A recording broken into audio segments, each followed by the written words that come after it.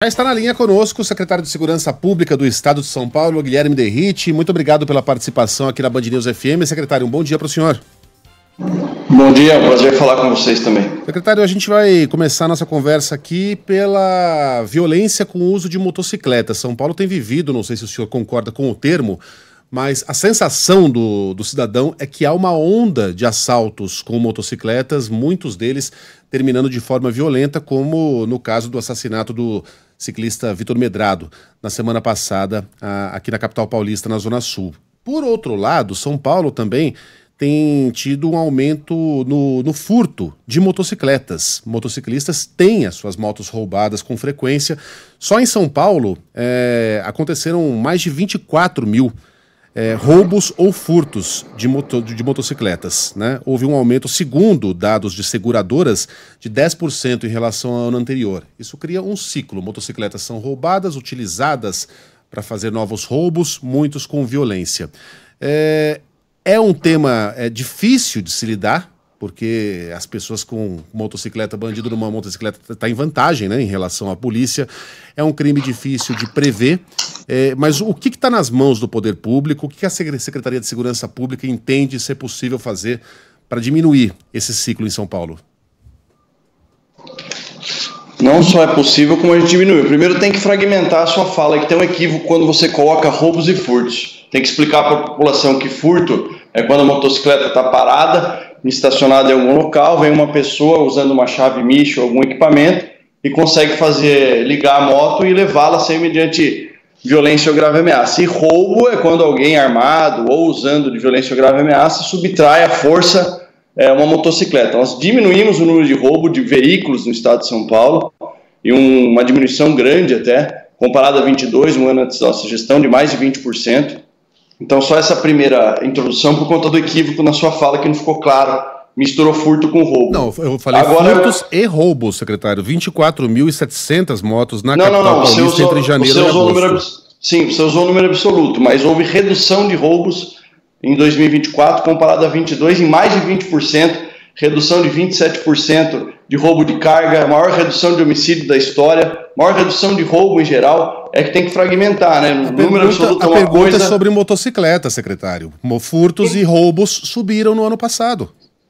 Não, roubos diminuíram. Furtos e os dados oficiais... roubos somados. Foi a minha pergunta. Sim, mas esse dado que você usa de seguradora não é um dado oficial. O responsável por estatística criminal no estado de São Paulo é a Secretaria de Segurança Pública. Furto é uma coisa e roubo é outra coisa completamente diferente.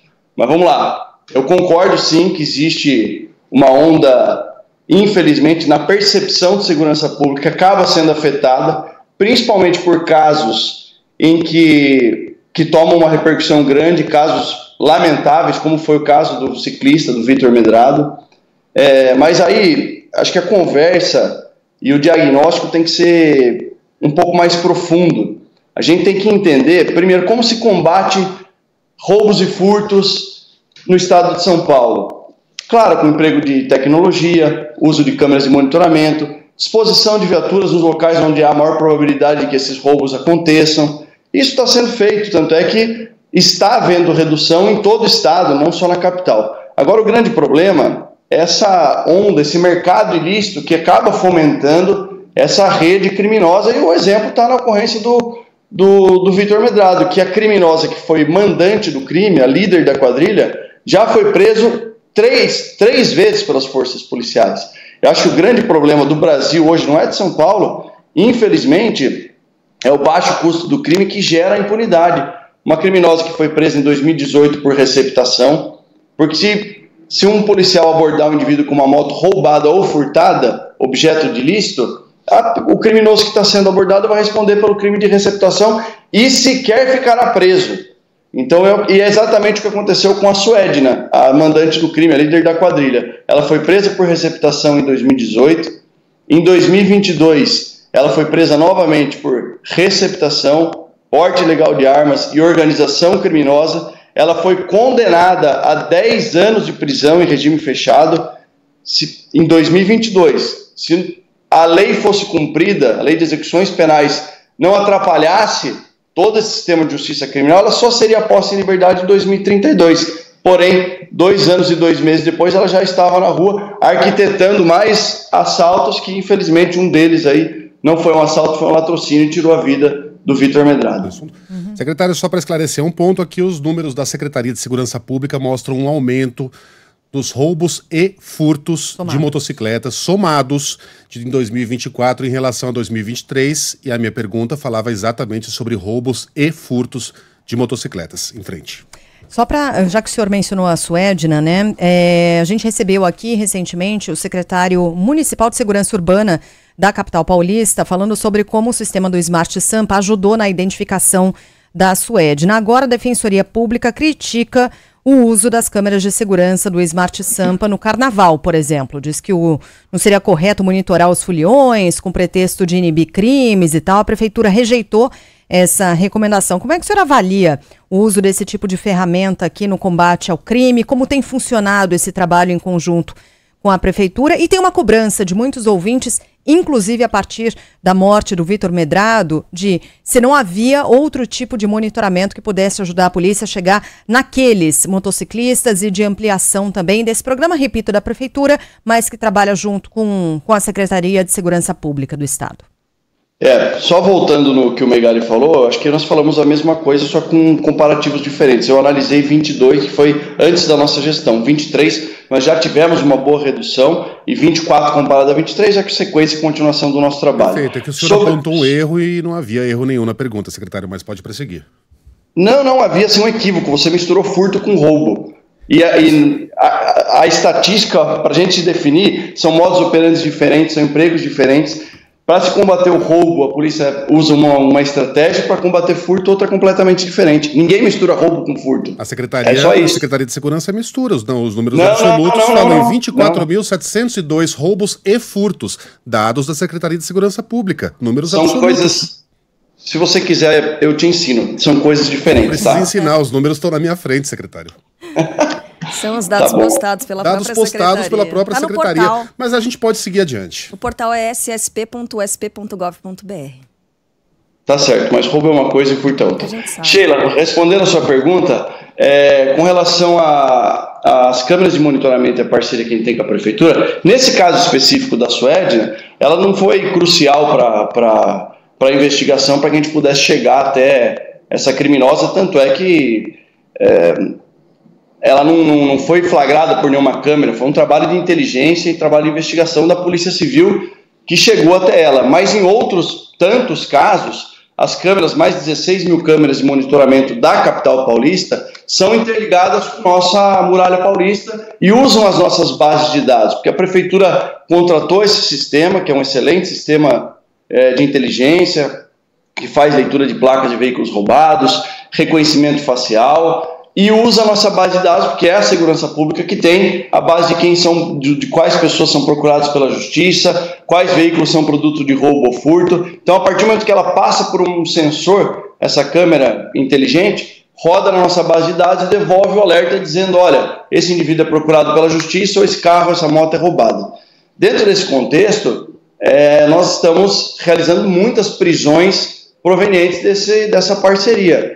Então, a Defensoria Pública, no meu ponto de vista, está completamente equivocada, é um absurdo, chega a ser um absurdo esse pedido para que as câmeras não fossem utilizadas no período de carnaval, até porque, nesse pré-carnaval, a gente já conseguiu reduzir cerca de 60% o número de roubos de aparelhos celulares durante esse período de pré-carnaval, essa semana que antecede, nesses blocos de rua. Então, a população que quer frequentar que frequentou o pré-carnaval e quer frequentar o carnaval, deseja segurança. E com certeza aqueles que vão em paz e buscam ali se divertir não vão querer que um indivíduo procurado pela justiça esteja entre eles. Até porque não é nem questão de preferir ou não. A justiça tem que ser feita e quem é foragido tem que ser apresentado. Então, esse pedido da Defensoria, eu achei que eu nunca fosse ver isso, mas é um absurdo completo e prejudica o bom folião, o bom cidadão que quer curtir o carnaval. Bom, eu queria seguir nesse tema de parceria com a Prefeitura de São Paulo, porque a gente teve nessa semana, né, o secretário, o anúncio de mudança do nome da Guarda Civil Metropolitana para Polícia Municipal, possivelmente dando poder de polícia para esses guardas municipais. Vai haver também uma alteração na ação, né? Uma ação mais ostensiva, com poder de polícia mesmo para esses guardas. Como a Prefeitura, a Secretaria da Segurança Urbana, trabalha aliada à Polícia Militar, ao governo do Estado, queria saber como é que isso altera, de certa forma, essa parceria para trazer mais segurança para as pessoas que sabem a diferença de roubo e furto porque sofrem isso todos os dias, né? Isso já aconteceu comigo. Carro furtado, roubo, a mão armada nas ruas. Como é que o governo do Estado vê essa alteração proposta pela Prefeitura de São Paulo? Não, para nós não muda nada na prática. A Guarda Municipal sempre foi nossa parceira e, na verdade, eles já tiveram esse reconhecimento na Lei 13.022, alguns anos atrás. Foi essa época que contestavam, né, a atuação da Guarda Municipal com relação a prisões em flagrante ou até mesmo patrulhamento ostensivo.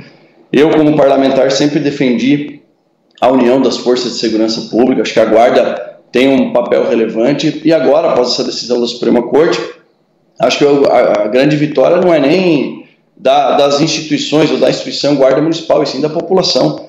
É mais efetivo na rua, com um poder de polícia que eles já tinham, na verdade, né? Só foi ratificado por essa decisão. Isso vem em benefício da população, não tenho dúvida nenhuma disso. Nosso trabalho com as guardas aqui, desde o início da gestão, ele é disruptivo, né? Que pese eu ter a minha formação vinda da Polícia Militar, fiquei 16 anos no serviço ativo antes de me tornar parlamentar, eu sempre fui parceiro das guardas municipais e sempre defendi uma atuação em conjunto, porque para a população que está na rua, você mesmo mencionou, para quem está na rua em perigo ou precisando de um apoio, ou até mesmo para sentir uma percepção de segurança melhor, não importa se é a Guarda Municipal, se é a Polícia Militar, a Polícia Civil, o importante é que tenham homens bem treinados, profissionais das forças de segurança, agora 100% reconhecidos e amparados pela lei para fazer a defesa da população. Agora, não haverá sobreposição de atribuição envolvendo essa Guarda Municipal com poder de polícia, com mais ostensividade na sua atuação, e a Polícia Militar? A Polícia Militar está confortável com isso? Eu acho que sim, como eu falei, na prática não muda muita coisa, né? Porque os chamados são 9-0. Se perguntar para a população brasileira média, a Guarda Municipal não tem uma rede de chamadas, uma porta de entrada como tem da polícia. Então acho que só deu fundamentação jurídica mais sólida, algo que já era feito na prática. Eu não vejo um problema não, e sendo bem sincero, até acho que a Polícia Militar já superou. Isso é coisa de mais de 20 anos atrás, que existia um certo corporativismo, evitando que a Guarda Municipal pudesse fazer um trabalho similar ao das polícias. Eu vejo isso como em bons olhos, a atuação da Guarda Municipal em conjunto com a polícia, até porque já é feito. A região central aqui, região das cenas abertas de uso, já existe um trabalho em conjunto forte desde o início da gestão. Acho que a população saiu ganhando. Secretário, eu gostaria de voltar ao tema do Smart Sampa. Eu creio que até agora é um programa bem avaliado, bem sucedido, né? Tem trazido resultados. A ideia é expandir até onde esse programa? Por todo o estado? Eu cito aqui Nova York, por exemplo. Nova York tem uma região, a da Times Square, em que há 700 câmeras, né? É uma região ali, não muito grande, em que há 700 câmeras apontadas. Quer dizer, é impossível um mosquito passar por ali sem ser detectado. A ideia é que São Paulo chegue a esse ponto também algum dia? Na verdade, o que nós estamos fazendo nós saímos recebendo convênios com os municípios. O governador assinou um decreto chamado Criando o Programa Muralha Paulista, dando segurança jurídica para que a gente possa estabelecer esse vínculo município-estado. Então, o grande exemplo aqui de São Paulo, na verdade, nós estamos interligando e realmente fazendo uma muralha em todo o estado, captando as imagens de todos os municípios. Nós temos municípios como Indaiatuba, como São Carlos, no interior de São Paulo, Campinas, que possuem sistemas muito parecidos, até mais avançados do que o próprio Smart Sampa, mas que não estavam interligados com o Estado. Então, vou dar um exemplo. Que um carro furtado ou roubado em Indaiatuba, ele tome sentido ali, Rodovia do Açúcar, indo para a região de Itu, e indo para Salto ou para Sorocaba.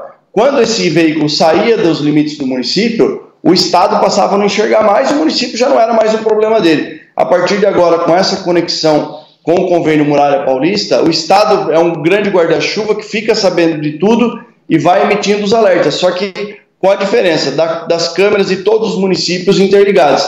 E aqueles municípios que não possuem capacidade de investimento, para adquirir o seu próprio sistema de vídeo monitoramento, como esses municípios que eu falei, aí o Estado vai entrar numa segunda fase agora esse ano, realizando a licitação de contratação do serviço. Isso vai ser regionalizado por cada macro-região, Campinas, Sorocaba, Presidente Prudente, Bauru, para municípios pequenos que não possuem capacidade de investimento.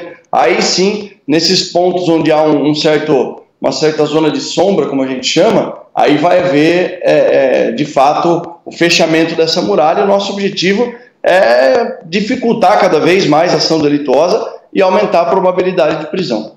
Secretário, mudando agora de assunto, vamos falar dessa força-tarefa que tem atuado nas investigações a partir da delação de Vinícius Gritzbach, destacando o envolvimento de policiais civis, de policiais militares, com crime organizado, com PCC e na execução de Gritzbach. Como é que o senhor tem acompanhado essas apurações, essas investigações? Que medidas estão sendo adotadas pela Secretaria de Segurança para coibir a infiltração do crime organizado, esse envolvimento entre crime organizado e agentes da segurança? Primeiro, lamentável, né, que... Bom, o crime só leva esse adjetivo de organizado justamente por isso, porque ele se infiltra em outras instituições que jamais poderiam ter vínculo com o crime organizado. Foi uma operação da Corregedoria da Polícia Militar que identificou e realizou a prisão dos suspeitos atiradores desse caso aí, que estão presos até agora, e dos outros policiais que faziam a escolta, uma espécie de um serviço extracorporação para o criminoso delator do PCC chamado Vinícius Gritzbach. A gente tem acompanhado desde o início. A gente não tolera desvio de conduta, qualquer que seja.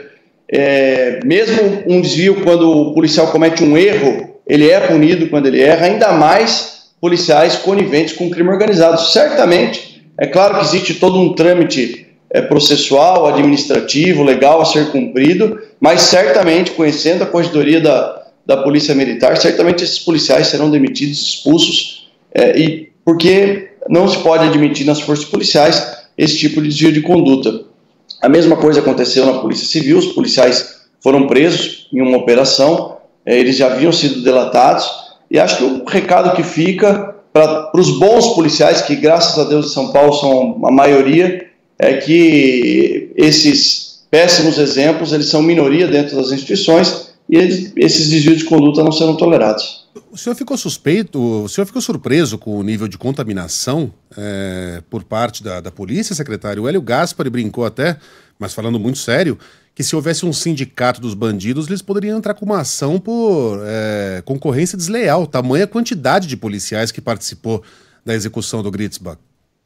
Não fiquei não. Se a gente analisar que a Polícia Militar tem 83 mil homens, a gente está falando de 15, então infelizmente acontece. Agora chama atenção, porque é algo que é inadmissível, mas eu garanto para vocês que isso é uma minoria dentro de um universo de 83 mil homens na ativa. Se somar mais os 30 mil da Polícia Civil, são infelizmente inadmissíveis essas condutas, mas eles são a minoria dentro de uma instituição com 193 anos de existência, como é o caso da Polícia Militar. Então eu conheço a Polícia Militar, quem fala isso daí está falando besteira. Eu não sei o nome do rapaz que você mencionou e que fez falando de sindicato, mas ele foi muito infeliz, ele não conhece a Polícia Militar de São Paulo, e chega a ser uma falta de respeito com os mais de 83 mil homens e mulheres, pais de família honrados que defendem a sociedade diariamente, fazer uma comparação, levando a população leiga a entender que a maioria dos policiais são corruptos, porque não são.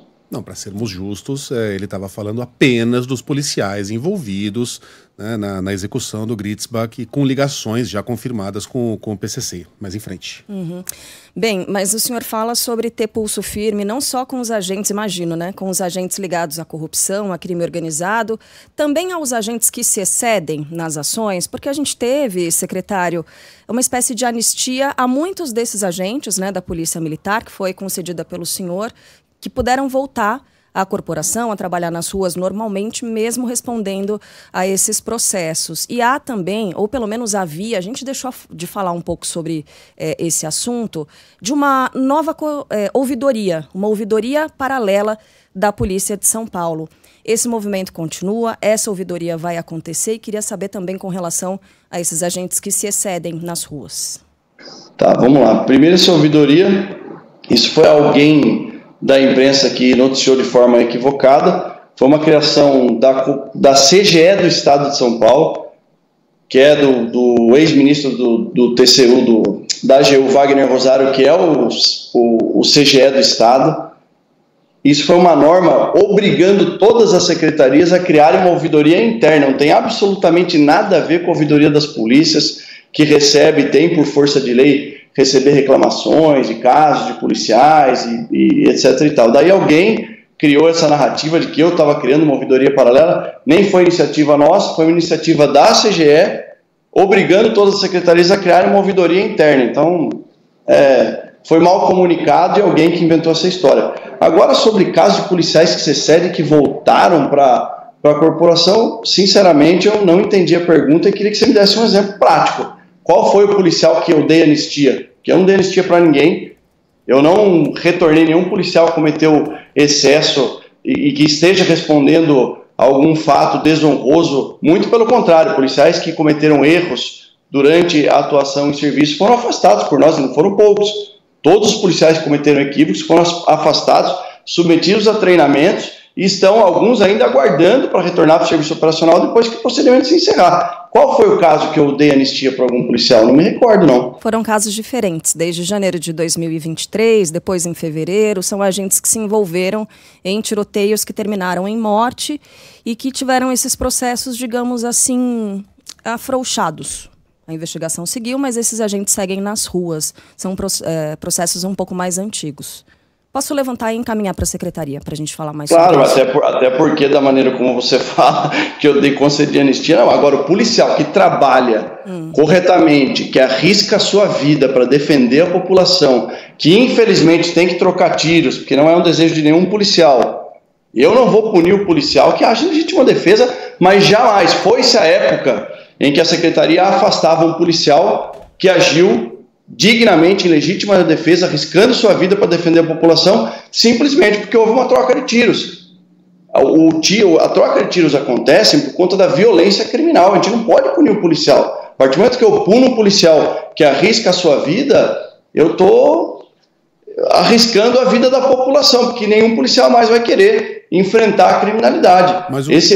Eu tenho certeza absoluta do que eu estou te falando. Eu não concedi anistia para nenhum policial. Agora, o que não é feito o que é feito na nossa gestão, aliás, que não é feito aqui na Secretaria desde 2023, é punir bons policiais, afastar bons policiais da rua, única e exclusivamente porque eles se envolveram num confronto que foge até da vontade dele. O criminoso atira no policial, o policial tem que se defender. Mas o senhor, secretário, publicou uma nova regra em junho do ano passado, prevendo que policiais suspeitos de agressão, corrupção ou adulteração de cena, ou seja, não estamos falando aqui de bravos policiais que se envolveram no tiroteio, com a criminalidade, só possam ser tirados das ruas sob ordens do subcomandante da PM, José Augusto Coutinho, que é um dos seus homens de confiança. Isso eu publiquei? Está publicado aqui. Não, vocês precisam se informar melhor antes de falar uma coisa dessa. É uma norma interna da Polícia Militar, tem nada a ver comigo, é um ato discricionário do comandante-geral. Boletim intitulado Rotina para o afastamento do serviço operacional da PM envolvido em ocorrência de gravidade. Tem a aspa aqui. Certo, e onde está minha assinatura no documento aí? Acha aí, Megali. Secretário, o secretário ele foi eleito, deputado federal. O senhor ainda tem essa intenção, imagino, de disputar esses cargos? Só para esclarecer, está publicado no Diário Oficial, secretário. Mas isso é uma norma interna da Secretaria de Segurança Pública. Não, negativo. O senhor nega a existência, então, desse documento? É uma norma interna da Polícia Militar. Você falou que eu tirei, que eu dei anistia, que eu concedi. Está publicado no Diário Oficial em nome da Secretaria de Segurança Pública, que é chefiada pelo senhor. Não, é uma norma interna da Polícia Militar. Secretário, então, o senhor tem pretensões de concorrer a algum cargo na eleição do ano que vem, 2026, porque o seu nome tem aparecido, né, em algumas pesquisas. Imagino que até para o governo do estado, para o Senado. O senhor vai continuar adotando esse estilo, digamos assim, mais truculento, mais violento publicamente? É uma estratégia de campanha? Primeiro que eu não sou truculento nem violento, isso é uma opinião sua, né? Sim. Então, mas tudo pode acontecer, é muito cedo para falar de eleição, né? Eu não me sinto confortável, estando no cargo de secretário de Segurança Pública do Estado de São Paulo, falar sobre eleição. Eu acho que A população, pelo que eu recebo aí, tem reconhecido o nosso trabalho, tem reconhecido o trabalho das polícias em São Paulo, isso é o mais importante, e acho que a eleição, naturalmente eu concorreria à reeleição a deputado federal, mas meu nome aparece muito bem cotado para uma das 2 vagas do Senado. O presidente Bolsonaro, em entrevista ontem, parece que falou também da possibilidade de eu fazer uma dobradinha com o Eduardo Bolsonaro, mas aí tem que ver o que o grupo político que eu pertenço vai decidir, e essa decisão vai acontecer mais perto da eleição. Por hora, eu quero continuar trabalhando aqui, melhorando cada vez mais os indicadores criminais, batendo os recordes, como nós fizemos esses 2 anos, de redução de homicídios, redução de roubos, e acho que lá na frente o resto vai ser consequência desse trabalho. Secretário, preciso fazer uma correção aqui em nome da transparência. De fato, esse boletim não foi publicado no Diário Oficial, mas ele existe.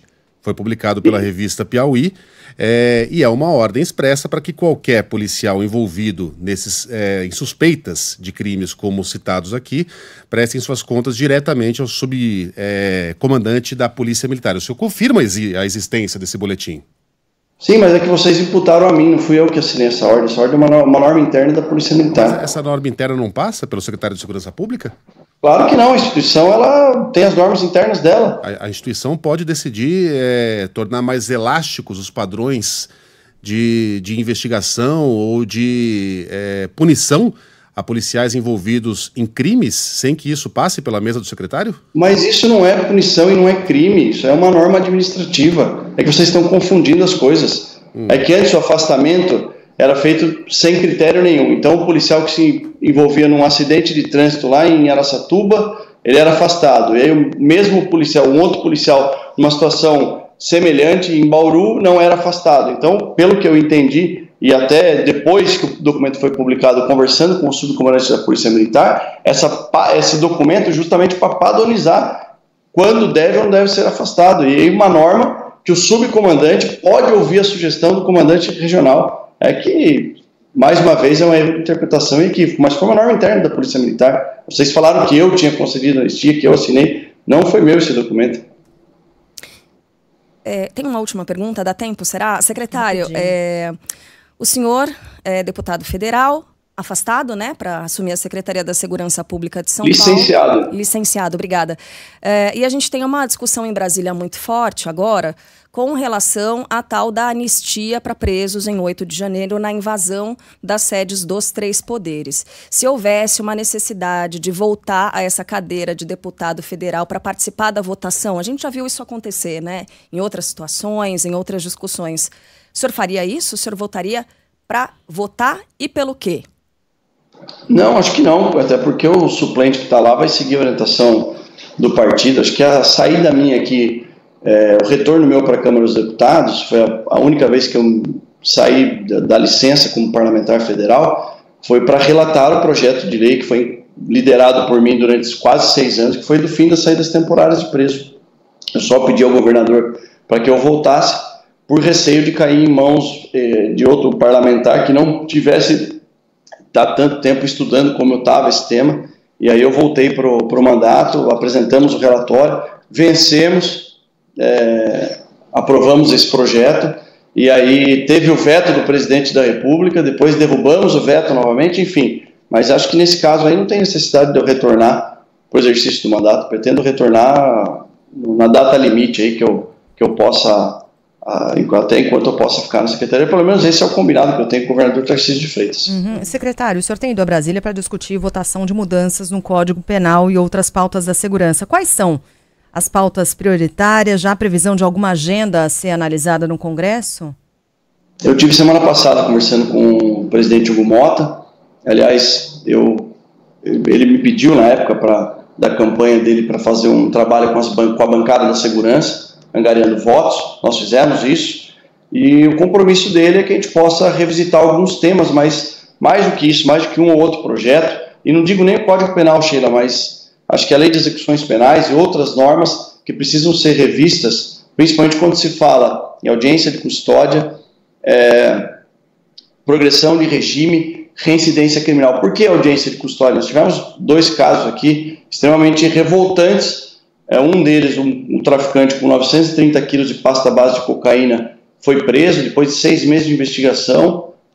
um trabalho árduo da investigativo de inteligência, foi liberado na audiência de custódia. E um outro caso, esse um pouco mais estarrecedor, foi que uma quadrilha composta por 4 criminosos, 3 homens e uma mulher, mantiveram um casal de 75 anos num cativeiro por 9 horas em Itaquaquecetuba. Trabalho brilhante das forças policiais, realizou a prisão deles, mas eles, durante a audiência de custódia, a criminosa, na verdade, alegou que havia sido agredida, mesmo tendo passado por exame de corpo de delito, e nada havia sido constatado, sequer um hematoma nela havia, com base na palavra de uma sequestradora. Infelizmente, eles foram liberados também na audiência de custódia. Só não liberaram os 4 porque um deles já tinha um mandado de prisão a ser cumprido por conta de um outro crime que havia cometido. Então, a audiência de custódia, a progressão de regime, nós falamos o caso da Suedna, que é a líder da quadrilha que é a mandante do crime contra o ciclista Vitor Medrado. Ela foi condenada a 10 anos, mas 2 anos e 2 meses depois, ela estava já nas ruas, sempre liderando uma quadrilha que pratica roubos. Então, essa progressão de regime é justamente isso, né? O criminoso é condenado a um determinado período e cumpre apenas uma parte da pena. Então, acho que esses temas têm que ser inicialmente revisitados para endurecer e encarecer o custo do crime. Nós já aprendemos mais de 390 mil criminosos em São Paulo em 2 anos, e esses criminosos não ficam presos. Agora, eu sugeri ao presidente Hugo Motta, e também ao senador Ciro Nogueira, com quem eu conversei no mesmo dia, que fosse criada uma comissão especial, uma comissão mista entre deputados e senadores, para que a gente possa discutir uma ampla reforma, até para chamar instituições que pensam de maneira contrária, diferente, para que coloquem o seu ponto de vista, para que também lá na frente não possa alegar que não foram chamados, ouvidos, enfim. Mas, de fato, a população merece uma explicação, porque a polícia está prendendo muito, mas, infelizmente, os criminosos não ficam presos. Secretário, só para encerrar, eu não sei se o senhor tem tempo ainda, me informaram que o senhor tem uma reunião com o governador às 10 horas. Há tempo para mais uma pergunta? Claro, pois não. Perfeito. Em relação à Cracolândia, é perceptível que aquilo que nós conhecemos como a Cracolândia, né, no centro de São Paulo, que ficava na Elvete, se movimentava ali pela região central, diminuiu de tamanho. Mas a percepção de quem mora em São Paulo é que não é que o número de viciados reduziu-se, é que nasceram novas Cracolândias pela cidade. São inúmeros os bairros e é difícil colocar isso em estatística porque são pontos muito espalhados pela cidade, mas essa é a percepção dos moradores de áreas mais afastadas do centro. O que tem de novidade em relação ao combate às Cracolândias? O senhor acha que o trabalho está sendo feito no caminho certo? Certeza que sim, porque nós descobrimos principalmente o ecossistema criminoso por trás da Cracolândia. Depois de 1 ano de investigação realizada pelo DENARC, na época pelo Dr. Sayeg, que hoje é o diretor do DEIC, descobriu-se ali uma rede de hotelarias, né, de hospedarias, hotéis, pousadas. Foram mais de 76 que foram objeto de mandado de busca e apreensão. Essas hotelarias, elas estão com todas as contas bloqueadas e o crime organizado usava o CNPJ dessa rede de hospedarias para fazer a lavagem de dinheiro do tráfico ali na região. São mais de 205 milhões de reais bloqueados dessas contas. A Operação Downtown foi um grande sucesso e foi um trabalho que nunca havia sido feito porque, de fato, desmantelou e descobriu esse ecossistema criminoso. A diminuição aqui da Cracolândia aí é um aspecto que foge um pouquinho da nossa pasta aqui, mas eu converso bastante com o vice-governador Felício Ramute, que é o coordenador dos trabalhos do centro. A explicação para essa diminuição também está numa outra política pública que eu sempre defendi, né, uma ação integrada, não só segurança pública, mas uma ação de saúde por conta do hub de cuidados aí, de crack e outras drogas que foi implementado pelo governador Tarcísio, que já atendeu milhares de pessoas com um índice até positivo de retirada de moradores em situação de rua, de dependentes químicos. Então, acho que o conjunto desses fatores, um trabalho robusto de investigação, o enfraquecimento e a desarticulação do crime organizado, fechamento de mais de 76 hospedarias, como eu mencionei, o desmantelamento desse ecossistema criminoso e, junto com isso, uma política pública na área de saúde e recuperação de usuários de droga e moradores de rua, fez com que o tamanho da Cracolândia de quando nós assumimos diminuísse bastante. Agora, o surgimento em outros pontos da capital, eu creio que seja uma falsa impressão de que saíram do centro e foram para lá. Por quê? Porque o problema da droga, infelizmente, está nas grandes capitais. Agora, o surgimento de outros locais, outros pontos de usuários de droga, para mim está mais relacionado a outros fatores, como o aumento da situação de vulnerabilidade da população, o afrouxamento da questão da legislação com relação ao usuário de drogas, mas não com uma expansão aí da Cracolândia. Acho que a questão do centro está indo no caminho muito certo. Claro, depende de uma sinergia, um trabalho contínuo, dessa integração entre políticas públicas, segurança, saúde e assistência social. E eu acho que a gente está dando uma boa resposta, está no caminho certo, para de fato, algum dia colocar fim nessa questão aqui na região central. Os moradores do centro, pelo menos, ô Megali, agradecem muito o trabalho nosso aqui, não só na Cracolândia, mas no centro de forma geral. A Praça da Sé, que era uma região extremamente inóspita, nós retomamos a Praça da Sé, povoamos, aumentamos o efetivo do policiamento, chegamos a reduzir aqui 68% de indicadores de roubo no centro de São Paulo. Estamos 21 meses consecutivos em queda de indicadores criminais de roubos e furtos na região central. Então a estratégia que foi posta está dando resultado. Bom, queria encerrar falando de carnaval, porque o senhor deu uma pincelada aqui, trouxe alguns números de pré-carnaval, né, secretário? Queria saber de prioridades para essa operação durante o carnaval em São Paulo, falando de todo o estado, mas sobretudo de capital paulista. Existe alguma prioridade que seja, por exemplo, reduzir o número de roubos de celulares no centro da cidade, vamos supor? A gente sabe que a segurança como um todo é vista pela Polícia Militar, né, de responsabilidade pela Polícia Militar, mas existe uma espécie de bandeira assim para esse carnaval? Como é que está a ação para esse carnaval? De número de furtos e roubos. O nosso objetivo é fazer com que aquelas pessoas que vão curtir o carnaval se sintam seguras. Independente do resultado na ponta da linha, se vai reduzir ou não, no pré-carnaval nós reduzimos significativamente, 60%, 62%, roubos e furtos celulares, mas mais do que a redução de roubos e furtos, mais do que o número de prisões, nós realizamos prisões importantes nesse pré-carnaval, inclusive com policiais infiltrados aí no meio dos foliões, uso de tecnologia, com drones sobrevoando os blocos de rua. O nosso objetivo principal é fazer com que a população que vá curtir esses blocos olhe, veja a estrutura da segurança pública montada e se sinta seguro. Claro, a gente não pode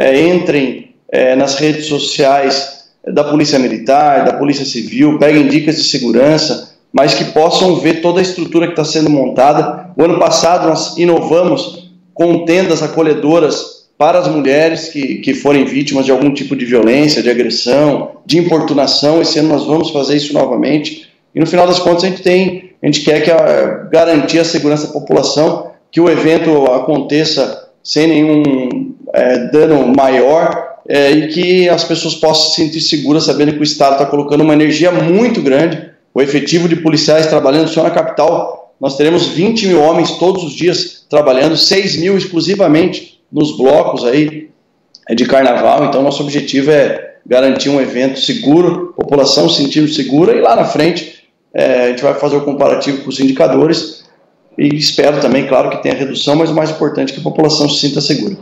Secretário de Segurança Pública de São Paulo, Guilherme Derrite, obrigado pela entrevista, obrigado pelo tempo, bom carnaval para o senhor, até a próxima. Obrigado.